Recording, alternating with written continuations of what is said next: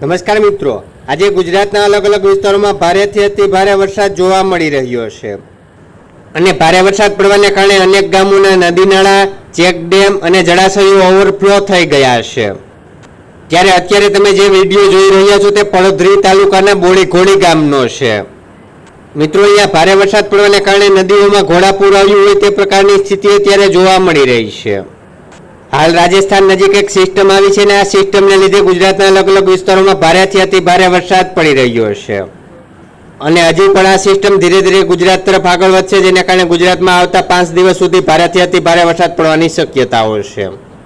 તો મિત્રો, આવનારા 5 દિવસમાં કયા વિસ્તારમાં વધુ વરસાદ પડશે તેની માહિતી અમે આવતા વિડીયોમાં આપીશું।